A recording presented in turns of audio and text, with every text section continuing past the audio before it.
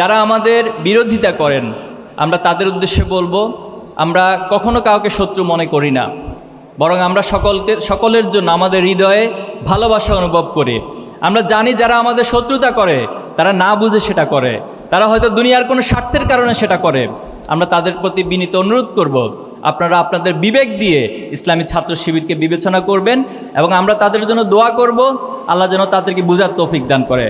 আমি আমার সদস্য ভাইয়েরা সহ সকল জনশক্তিদের উদ্দেশ্যে বলবো, কখনো কারোর প্রতি কেউ যদি আমাদের প্রতি বিদ্বেষ পোষণ করে আমরা তাদের প্রতি বিদ্বেষ পোষণ করব না, বরং আমরা আমাদের উদার হৃদয় দিয়ে, আমাদের চারিত্রিক মাধুর্যতা দিয়ে আমরা তাদের হৃদয়গুলোকে জয় করে নেওয়ার যে মিশন, সে মিশন আমরা অব্যাহত রাখবো ইনশাআল্লাহ। আমরা বিশ্বাস করি যে অমায়িক আচরণ দিয়ে পৃথিবীর সব কিছুকে জয় করা যায় এবং আমরা কারো জন্য কখনো আমাদের দাওয়াতি কার্যক্রমকে ব্লক করে দিব না, বরং সবার জন্য আমাদের মেসেজগুলো, আমাদের কথাগুলো যেন দাওয়াতি উপকরণ হয়, দাওয়াতি মাধ্যম হয়, আমরা সেভাবে করে সবার সাথে কথা বলার চেষ্টা করব। নিঃসন্দেহে আপনারা জানেন যে খালিদ বিন ওয়ালিদ রাদিয়াল্লাহু তাআলা আনহু তিনি উহুদ যুদ্ধে মুসলমানদের বিপর্যয়ের অন্যতম নায়ক ছিলেন, কিন্তু সেই খালিদ বিন ওয়ালিদ রাদিয়াল্লাহু তাআলা আনহু একটা পর্যায়ে ইসলাম গ্রহণ করেছিলেন। তিনি আল্লাহ রাসূলুল্লাহ সাল্লামের পক্ষে, ইসলামের পক্ষে অনেক জিহাদের ময়দানে ভূমিকা রেখেছেন এবং বিজয়ী হয়েছিলেন। ওমর রাদিয়াল্লাহু তাআলা তিনি আল্লাহ রাসূলুল্লাহ সাল্লামকে হত্যা করার উদ্দেশ্যে বাড়ি থেকে বের হয়েছিলেন, কিন্তু আল্লাহ তাআলা ওমর রাদিয়াল্লাহু তাআলা আনহুর মনকে পরিবর্তন করে দিয়েছেন। যে ওয়াহশী আল্লাহ রাসূলুল্লাহ সাল্লামের চাচা হামজা রাদিয়াল্লাহু তাআলা আনহুকে হত্যা করেছিল, শুধু হত্যাই নয়, হামজা রাদিয়াল্লাহু তাআলার কলিজাটুকু ছিঁড়ে এনে হিন্দাকে দিয়েছিল, সে ওয়াহশী একটা পর্যায়ে ইসলাম গ্রহণ করেছিল। আল্লাহ রাসূলুল্লাহ সাল্লাম যখন তায়েফের ময়দানে গিয়েছিল, আল্লাহ রাসূলুল্লাহ সাল্লাম অনেক কষ্ট করে, অনেক পথ পাড়ি দিয়ে তায়েফবাসীর কাছে দ্বীনের দাওয়াত, ইনসাফের দাওয়াত, ইসলামের দাওয়াত নিয়ে গিয়েছিল। কিন্তু তায়েফবাসী পৃথিবীর সেই রহমত স্বরূপ মানুষটিকে তারা ছোট ছোট বাচ্চাদেরকে লেলিয়ে দিল। আল্লাহ রাসূলুল্লাহ সাল্লামকে রক্তাক্ত করা হলো। তখন জিবরাইল আমিন তিনি আল্লাহ রাসূলুল্লাহ সাল্লাম অনুমতি চাইলেন যে তায়েফবাসী আপনাকে এইভাবে রক্তাক্ত করেছে, আপনি শুধু আমাদেরকে অনুমতি দেন, আমরা আল্লাহ তাআলার পক্ষ থেকে এই মুহূর্তে পাহাড় দিয়ে পুরো তায়েফবাসীকে দোষিয়ে দিব। কিন্তু আল্লাহ রাসূলুল্লাহ সাল্লাম যিনি রহমত স্বরূপ ছিলেন পুরো পৃথিবীবাসীর জন্য, তিনি বলেছিলেন যদি তাদেরকে ধসিয়ে দেওয়া হয়, যদি তাদেরকে ধ্বংসই করে দেওয়া হয়, তাহলে দ্বীনের দাওয়াত আমরা কার কাছে পৌঁছাবো? আমার বিশ্বাস একদিন তায়েফবাসী অবশ্যই বুঝতে পারবে এবং তারাও ইসলামের পথে শামিল হবে ইনশাআল্লাহ। আমরা সেই আদর্শকে লালন করে এই জমিনে যারা আমাদের বিরোধিতা করছে আমরা তাদের জন্য আমাদের হৃদয়কে উন্মুক্ত রাখবো, প্রসারিত রাখবো, তাদেরকে দ্বীনের পথে আহ্বান করব। আমরা আমাদের চারিত্রিক মাধুর্যতা দিয়ে তাদেরকেও দ্বীনের পথে ইনশাআল্লাহ নিয়ে আসবো। আল্লাহ তাদেরকে কবুল করুন, আমিন। সম্মানিত ভাইয়েরা, আমরা সরকারের প্রতি উদাত্ত আহ্বান জানাবো যে জুলাই এবং আগস্টের বিপ্লবের মধ্য দিয়ে আপনাদেরকে সরকারে বসানো হয়েছে। আমরা এই কথাগুলো অনেকবার বলেছি। আপনারা স্বাভাবিক কোনো নির্বাচন, স্বাভাবিক কোনো প্রক্রিয়া ক্ষমতায় বসেন নাই। আপনারা আমাদের দেশের শত শত হাজার হাজার শিক্ষার্থীদের, আমাদের দেশের ছাত্রদের, যুবকদের, রিক্সাওয়ালা, শ্রমিক, এই রক্তগুলো, এই জীবনগুলোর উপরে আপনারা ক্ষমতায় বসেছেন। তাহলে আপনারা সেই ক্ষমতায় বসে যদি আবার সে ফ্যাসিবাদ কায়েমের চিন্তা করেন, অথবা ফ্যাসিবাদী কায়েমি স্বার্থকে যে এস্টাবলিশমেন্ট রয়েছে তাদেরকে যদি সুযোগ দেন, তাহলে এটা শহীদদের সাথে প্রতারণা ছাড়া আর কিছু নয়। আমরা তাদের প্রতি উদাত্ত আহ্বান জানাবো, এই রক্তের সাথে বেইমানি করবেন না। এটা শুধু পরকালে শাস্তি পাবেন না, এ দুনিয়াতেও আপনাদেরকে শাস্তি পাইতে হবে। আজকে কতটা দুঃখের সাথে, কষ্টের সাথে আমাদেরকে দেখতে হচ্ছে, বলতে হচ্ছে, আমরা সময়ের মধ্যে অতিবাহিত করতে হচ্ছে। আমাদের জুলাই আন্দোলনের অন্যতম সহযোদ্ধা শহীদ শরীফ ওসমান বিন হাদিকে নির্মমভাবে হত্যা করা হয়েছে। এটা কিভাবে সম্ভব? এবং হত্যা করার পর আমরা জেনেছি ওনাকে গুলি করা হয়েছে 2টায়, অথচ বাংলাদেশের যে সীমান্তগুলো রয়েছে সেখানে নিউজ গিয়েছে সন্ধ্যা 7টার পর যে আপনারা পাড়ি বসান, চেকপোস্ট বসান। এ কেমন আচরণ করেছেন আপনি? তারা কিভাবে করে বাংলাদেশের বর্ডার পার হয়? তাহলে বাংলাদেশের বর্ডার পার হয়ে যে রাষ্ট্রে যাচ্ছে তাদেরকে কারা আশ্রয় দিচ্ছে? আজকে এই প্রশ্নগুলোর উত্তর অবশ্যই এই জাতিকে, এই প্রজন্মকে খুঁজে বের করতে হবে। আমরা কোনো ডিপ স্টেট এবং কোন কায়েমিবাদী স্বার্থের মধ্য দিয়ে বাংলাদেশে কেউ ক্ষমতায় যাবে এটাই প্রজন্ম সহ্য করবে না। বাংলাদেশে যারাই ক্ষমতা যাবেন এই প্রজন্মের পালসকে বুঝে, ছাত্র সমাজের পালসকে বুঝে, ছাত্র সমাজের সমর্থন নিয়ে তারপরে আপনাদেরকে ক্ষমতায় যেতে হবে। শহীদদের সাথে যদি কোনো গাদ্দারি হয়, আমরা বলছি আমরা এক একজন আবু সাইদ হয়ে যাব, আমরা এক একজন হাদি হয়ে যাব, কিন্তু এরপর শহীদদের স্বপ্নকে আমরা ধূলিসাৎ হতে দিব না।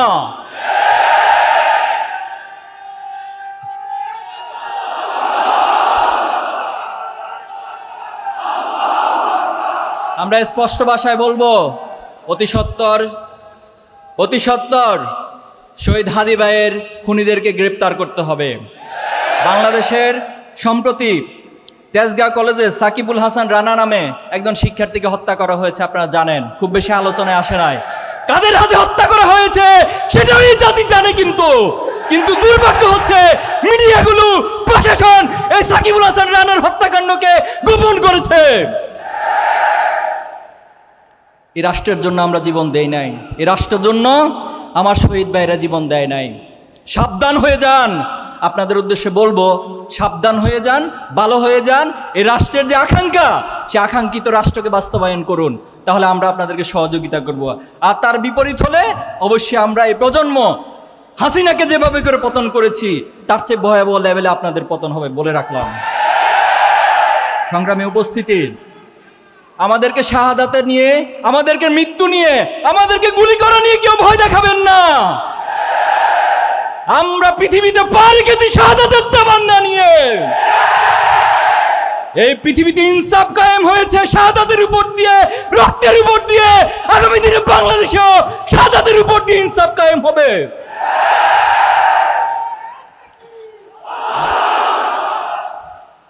এই জমিনের প্রতি ইঞ্চি মাটি আমাদের শহীদের রক্তে কেনা। সংগ্রামী ভাইয়েরা, আজকে আমি 2025 সাল আমাদের জন্য ছিল নেয়ামতে পূর্ণ একটি বছর।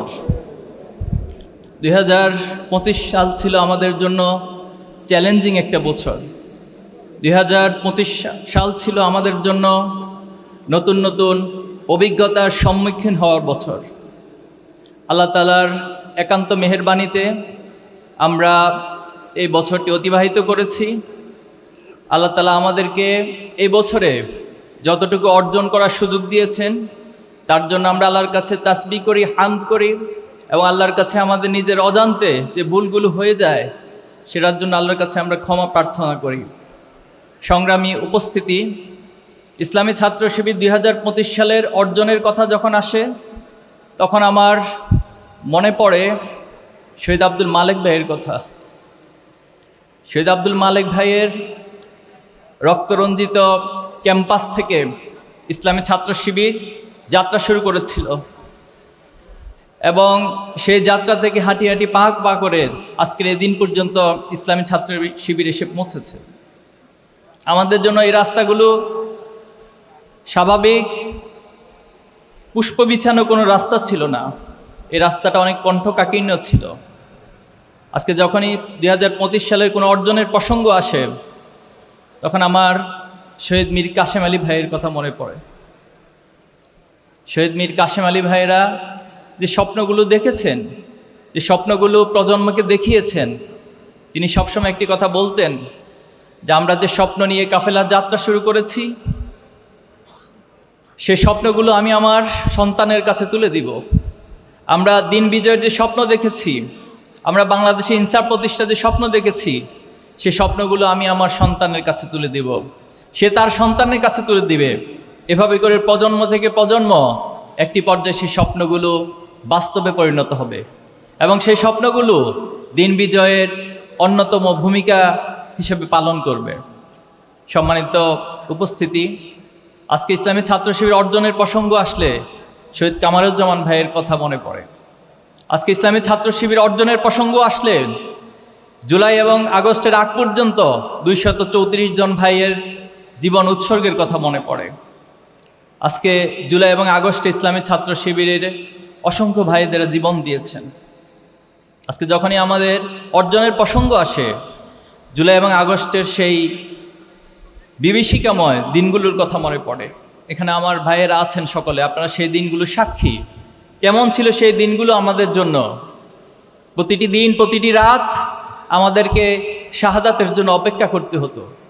যখন ইন্টারনেট শাটডাউন হয়ে গিয়েছিল, আমরা অফলাইনে যোগাযোগ করতে হয়েছে, অনেক রিস্ক নিয়ে যোগাযোগ করতে হয়েছে। বাসা থেকে অনেক দূর থেকে সিম, মোবাইল আলাদা করে সেখানে যোগাযোগ করতে হয়েছিল। প্রতিদিনই আমাদের কাছে কোনো না কোনো শাহাদাতের সংবাদ আসতো। প্রতিদিনই বাংলাদেশের কোনো না কোনো প্রান্ত থেকে আমাদের ভাইয়েরা নির্মমভাবে আহত হওয়ার সংবাদ আসতো। কোথাও না কোথাও গ্রেপ্তার হয়ে নির্যাতনের রিমান্ডের খবরগুলো আসতো। এর মধ্য দিয়ে আমরা আজকের এই পর্যায়ে এসে দাঁড়িয়েছি। এই জুলাই এবং আগস্ট আমাদেরকে বাংলাদেশে নতুন করে একটি সম্ভাবনার ধার উন্মোচন করে দিয়েছে। জুলাই এবং আগস্ট এই ভূখণ্ডে আধিপত্যবাদী এবং ফ্যাসিবাদী শক্তির সকল সমীকরণগুলোকে ধ্বংস করে দিয়েছে।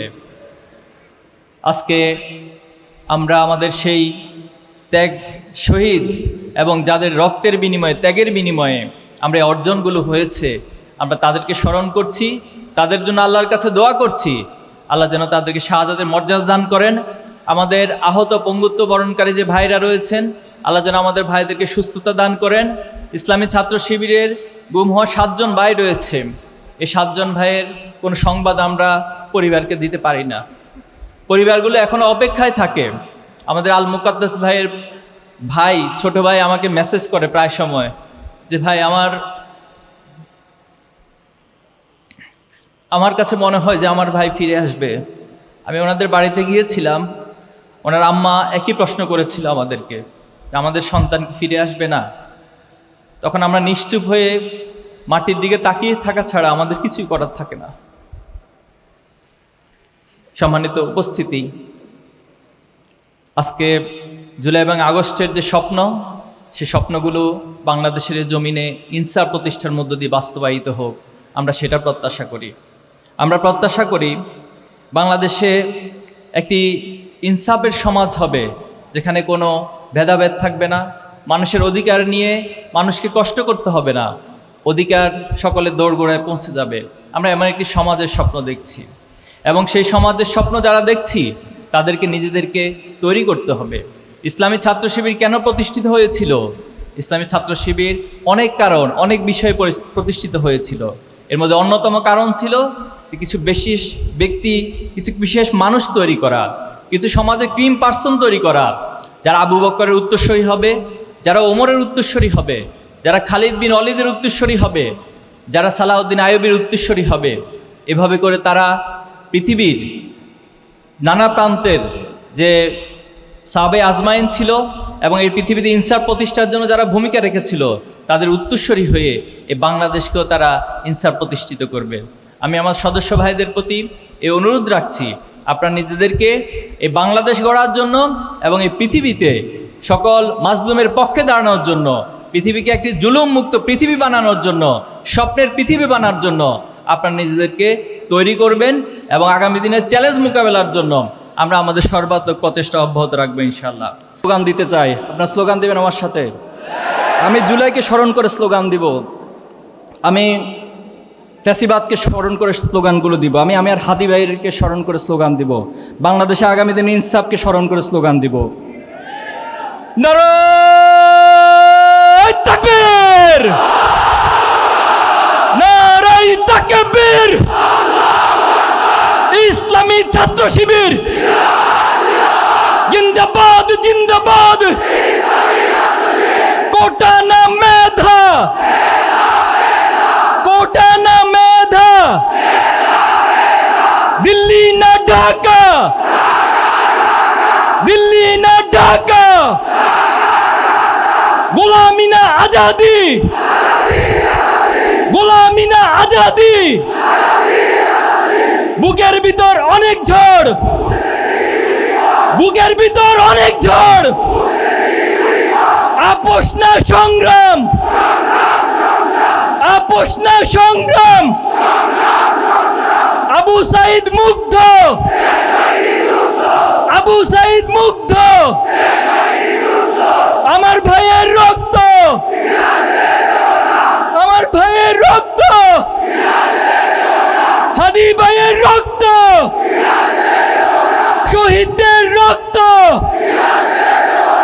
আমরা সবাই হাদি হব, যুগে যুগে লড়ে যাব, আমরা সবাই হাদি হব। We want justice, we want justice, free free, free free, free free, free free, free free, free free, From the river to the sea. From the river to the sea. From the river to the sea. Inqilab, inqilab. Inqilab, inqilab. Inqilab, inqilab. সংগ্রামী ভাইয়েরা, আমরা এই জমিনে ইনকিলাব বাস্তবায়ন করে ছাড়বো ইনশাআল্লাহ। প্রিয় ভাইয়েরা, এ জমিনে ইনসাফ কায়েম হবে, ইনকিলাব কায়েম হবে। কিন্তু আমি ব্যক্তি যদি কোনো কারণে আল্লাহর কাছে প্রশ্নবিদ্ধ হয়ে যাই, যদি কাল কিয়ামতের মাঠে আল্লাহ তাআলা আমাকে কোনো প্রশ্ন করে বসেন, তাহলে আমার জন্য ইনকিলাব ব্যক্তির জন্য কোনো কাজে আসবে না। আল্লাহ রাসূল সাল্লাল্লাহু আলাইহি ওয়াসাল্লাম একদিন সবাইকে প্রশ্ন করেছেন এই দুনিয়ার সাথে আমার কী সম্পর্ক। তখন আল্লাহ সাল্লাম নিজেই সেটার উত্তর দিয়েছেন একটা উপমার মধ্য দিয়ে। তিনি বলেছেন যে কোনো একজন পথিক যখন অনেক দূরবর্তী পথে যাত্রা করে, পথিমধ্যে তিনি একটি বৃক্ষ দেখতে পেল এবং সেই বৃক্ষের নিচে সামান্য কিছু সময় বিশ্রামের প্রয়োজন হলো এবং বিশ্রাম করে তিনি আবার তার নির্দিষ্ট গন্তব্যের দিকে হেঁটে যান। রাসূল সাল্লাল্লাহু আলাইহি ওয়াসাল্লাম বলেছেন এই দুনিয়ার সাথে আমার সম্পর্ক হচ্ছে সে পথিকের অতি সামান্য কিছু সময় বৃক্ষের নিকট বিশ্রাম নেওয়ার মতো। আল্লাহ তাআলার কাছে এই দুনিয়ার মূল্য একটি মশার ডানার চেয়ে তুচ্ছ হিসেবে বিবেচিত হয়। আল্লাহ সাল্লাল্লাহু আলাইহি ওয়াসাল্লাম হাদিসে বলেছেন যে কোনো একজন ব্যক্তি যদি সমুদ্রের মধ্যে তার আঙ্গুলকে চুবিয়ে দেয়, চুবানোর পর যখন সে আঙ্গুল উত্তোলন করে, আঙ্গুলের মাথায় যে সামান্য পানি থাকে, আখিরাতের তুলনায় দুনিয়াটা হচ্ছে ততটাই নগণ্য। সংগ্রামী ভাইয়েরা আমার, আমরা আমাদের এই সকল প্রচেষ্টার মধ্য দিয়ে আল্লাহর কাছে একটা জিনিসই চাই, আল্লাহ যেন আমাদেরকে জান্নাতে শামিল করে নেন। আল্লাহ যেন আমাদের সকল কর্ম প্রচেষ্টাগুলোকে তার সন্তুষ্টির মাধ্যম হিসেবে কবুল করে নেন। বিগত সময় ইসলামী ছাত্র শিবির যে পথ মাড়ি দিয়ে এসেছে, 2025 যতটুকু অর্জন হয়েছে, আগামী বছর আপনাদের সকলের প্রচেষ্টার মধ্য দিয়ে আল্লাহ তাআলা আমাদেরকে আরও অনেক অনেক বেশি অর্জনের সম্মুখীন করবে ইনশাআল্লাহ। আল্লাহ আমাদেরকে আরও অনেক অনেক অর্জনের দিকে, সফলতার দিকে ধাবিত করবেন ইনশাআল্লাহ। নাসরুম মিনাল্লাহি ওয়া ফাতহুন করিব। সর্বশেষ আল্লাহ তাআলার কাছে একটাই ফরিয়াদ, আমাদের সব কিছুর বিনিময়ে আমাদের রব যেন আমাদের উপর সন্তুষ্ট হয়ে যায়। আমার রব যখন বলবে রাদিয়াল্লাহু আনহু ওয়া রাদু আনহুম, তখন আমার বান্দা হিসেবে, গোলাম হিসেবে আমার আর চাওয়া পাওয়ার কোনো কিছুই থাকবে না। আল্লাহ আমাদেরকে তার সন্তুষ্টির চিত্ত বান্দাদের কাতারে শামিল করে নিন। আল্লাহ তাআলা আমাদের সবাইকে তার জান্নাতে একসাথে করে শামিল করে নিন। আপনাদের সবাইকে অনেক অনেক ধন্যবাদ। মোহতারাম প্রধান অতিথি থেকে শুরু করে যত ভাইয়েরা এখানে এসেছেন, কষ্ট করে আমাদেরকে সময় দিয়েছেন, সাংবাদিক বন্ধুরা এসেছেন, আইন শৃঙ্খলা বাহিনীর ভাইয়েরা রয়েছেন, আমাদের ভাইয়েরা এই প্রোগ্রাম বাস্তবায়নের জন্য কত মাসব্যাপী অনেক কষ্ট করেছেন, শ্রম দিয়েছেন। আমি সবার জন্য আল্লাহ তাআলার কাছে উত্তম জাযার কামনা করছি। আপনাদেরকে ধন্যবাদ জানিয়ে আমাদের প্রথম অধিবেশন এখানেই সমাপ্ত ঘোষণা করছি। আসসালামু আলাইকুম ওয়া রাহমাতুল্লাহি ওয়া বারাকাতুহু।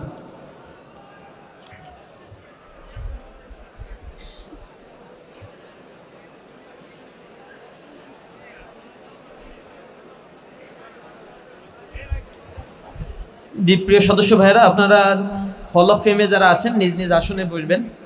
আপনাদেরকে খাবার টোকেন দেয়া হবে, দুপুরের খাবার আপনারা এই টোকেনের মাধ্যমে গ্রহণ করবেন। এই হল অফ ফেমের মধ্যে কোনো খাবার নিয়ে প্রবেশ করা নিষেধ। আশা করি আপনারা শতভাগ শৃঙ্খলা